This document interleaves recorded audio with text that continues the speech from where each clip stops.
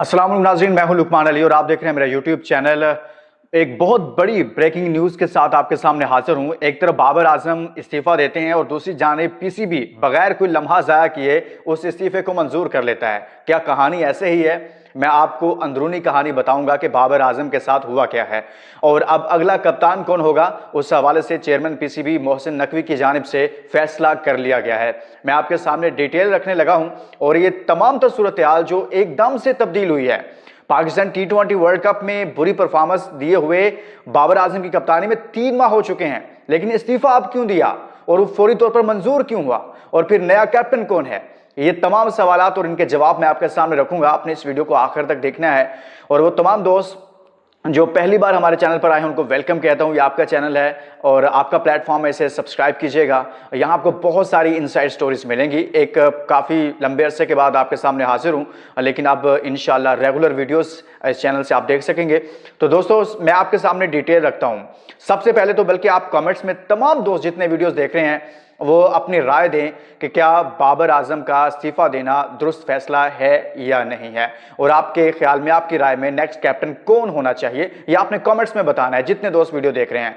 अब मैं आपको बताता हूं, आज मेरे साथ प्रोग्राम में हारून रशीद साहब जो साबिक चीफ सेलेक्टर हैं टीवी पर, मेरे टीवी शो में वो मौजूद थे एबीएन न्यूज़ पर, तो उनसे भी मैंने यही सवालात किए।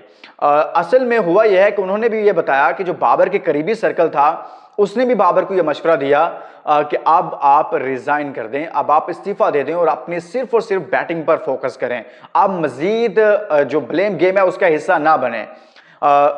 अगर बाबर ने खुद से इस्तीफा देना होता तो इससे पहले इस्तीफा दे चुके होते, जब उन पर बहुत ज्यादा प्रेशर था T20 वर्ल्ड कप हारने के बाद या फिर ओडी वर्ल्ड कप हारने के बाद। लेकिन बाबर ने उस वक्त इस्तीफा नहीं दिया।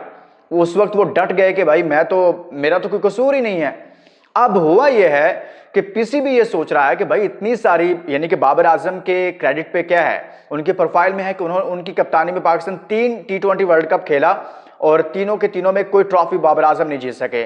फिर बाबर आजम की कप्तानी में पाकिस्तान 2 एशिया कप खेला, कोई बाबर आजम की कप्तानी में पाकिस्तान कोई एशिया कप नहीं जीत सका। बाबर आजम की कप्तानी में पाकिस्तान एक ओडी वर्ल्ड कप हारा। इतने सारे मैच, इतने सारे बड़े टूर्नामेंट्स बाबर आजम की कप्तानी में मिले और किसी कप्तान को कभी इतने इवेंट्स नहीं मिले, इतने टूर्नामेंट्स नहीं मिले। जो भी कैप्टन आता था, अगर वो एक वर्ल्ड कप हारता था उसके बाद उसे बाहर बिठा दिया जाता था, टीम से ही आउट कर दिया जाता था। कप्तानी तो दूर की बात है, कप्तानी से तो फारग किया जाता था टीम। ये बाबर वाहिद कैप्टन थे जिनको इतना लंबा अरसा टाइम दिया गया और अभी भी वो जाने वाले नहीं थे।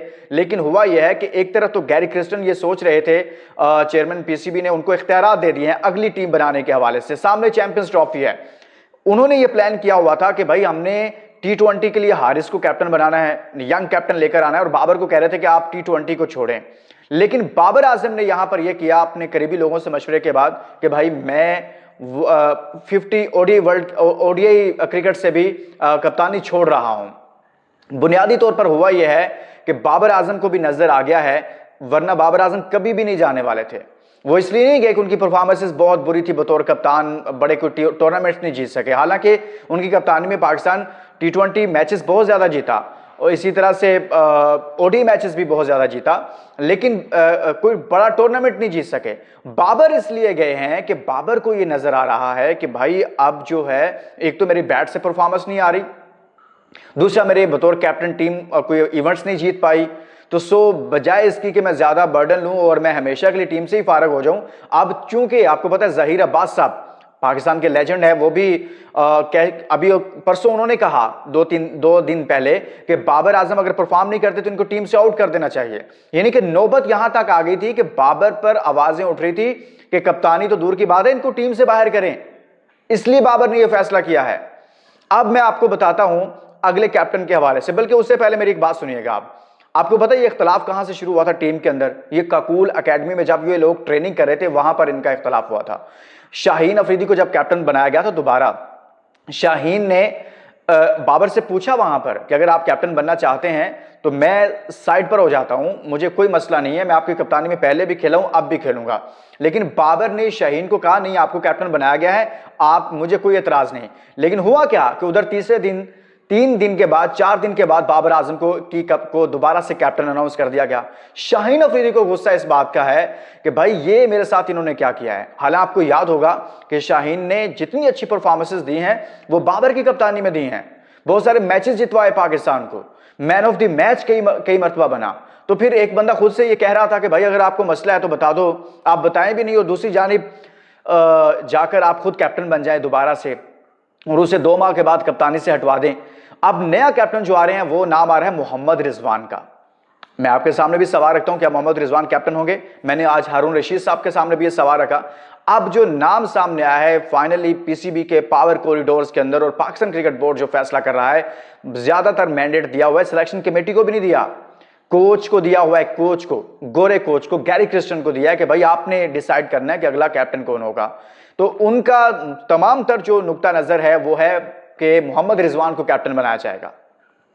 रिजवान इससे पहले उनकी पीएसएल के अंदर उन्होंने कप्तानी की तो बड़ी अच्छी कप्तानी की। सब लोग कहते हैं कि वो लड़ते हुए नजर आते हैं, फाइट करते हैं, बासलाहियत हैं और बैट से भी अच्छा परफॉर्म करते हैं, लेकिन टीम को लड़ाना जानते हैं, बॉलर्स को यूटिलाइज करना जानते हैं और उनके अंदर एक जीत की एक लगन है और लगता है। लेकिन सवाल यहां पर यह है कि अगर रिजवान को कैप्टन बना दिया जाता है, जैसा मैंने आपको खबर दे रहा हूं कि बना दिया गया है, ऑफिशियल अनाउंसमेंट रहती है, ये मेरी खबर आज मैं आपको दे रहा हूं कि मोहम्मद रिजवान पाकिस्तान टीम के आप कैप्टन होंगे। लेकिन सिर्फ मेरा यहां पर एक, मैं इसको एनालाइज करूं तो यूं है कि क्या जो मसला है पाकिस्तान टीम में वो है ग्रुपिंग। क्या रिजवान के आने से ग्रुपिंग खत्म हो जाएगी? ये बहुत बड़ा सवाल है। अब ये कैसे खत्म होगी? ये तो तब होनी थी कि अगर आप उसी वक्त कार्रवाई करते प्लेयर्स के खिलाफ जिन्होंने जो कुछ किया, और आप किसी की फेवर में ना जाते बल्कि मेरिट पर फैसले करते, जो कि नहीं हुए। तो अब अगर मोहम्मद रिजवान, मेरे ख्याल में रिजवान अगर कैप्टन बनते हैं तो रिजवान इन तमाम चीज़ों को कवर कर लेंगे। शाहीन अफरीदी उनकी कप्तानी में अच्छा परफॉर्म करेंगे, पूरी एफर्ट लगाएंगे। बाबर आजम भी मैं उम्मीद करता हूं कि उनकी कप्तानी में अच्छा परफॉर्म करेंगे। और बाबर का खुद इनफरादी तौर पर अच्छा परफॉर्म करना भी बहुत ज़रूरी है। इसलिए नहीं कि रिजवान के लिए, इसलिए नहीं कि पाकिस्तान के लिए एक तरफ रख दें हम पाकिस्तान को, रिजवान को, उनके अपने सर्वाइवल के लिए बाबर आजम के लिए बहुत जरूरी है कि वो बहुत अच्छा परफॉर्म करें अपने बैट के साथ। अब देखें विराट कोहली जब कैप्टन थे, आपको याद होगा कि कोहली परफॉर्म नहीं कर पा रहे थे बतौर कैप्टन और फिर उनकी अपनी परफॉर्मेंस भी मुतासिर हुई।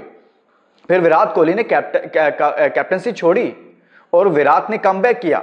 अब सवाल यह है कि क्या बाबर आजम भी इसी तरह से कमबैक कर सकेंगे? क्या बाबर आजम अगर कप्तानी छोड़ते हैं तो वो कह रहे हैं कि मैं अपनी बैटिंग पर फोकस करूंगा, पीसीबी कह रहा है हमने पहले भी सपोर्ट किया अब भी करेंगे, तो वो अपनी अगर इस सोच के साथ आगे बढ़े हैं कि भाई मैंने कप्तानी छोड़ी तो बैटिंग पे फोकस करूंगा, तो हम उम्मीद करते हैं कि वो परफॉर्म करेंगे। तो रिजवान अगले कैप्टन होंगे। बाबर साहब इसलिए चले गए हैं कि भाई उनको लगता था कि मुझे अब टीम से भी आउट कर दिया जाएगा। बाकी कोई कहानी नहीं है, जो भी सुनाएगा वो सिर्फ कहानी होगी इधर उधर की और वो प्रोपेगेंडा न्यूज हो सकती है। इसके साथ ही दोस्तों इजाजत दीजिए, इस वीडियो का बहुत सारा ख्याल रखिए। इंशाल्लाह अब दोबारा से आप सब दोस्तों के साथ, पाकिस्तान के तमाम दोस्तों से, इंडिया से मेरे बहुत सारे दोस्त हैं, कश्मीर से, पाकिस्तान से बाहर, सऊदी अरब से, बाकी ममालिक से, आप परदेसी भाई बैठे हैं वीडियोस देखते हैं, मैं आपका शुक्रिया अदा करता हूं। और इंशाल्लाह आप सब दोस्त अपने शहरों के नाम भी लिखा करें, मैं अगली वीडियोस में आपके नाम भी लूंगा। बहुत शुक्रिया, अल्लाह हाफिज़।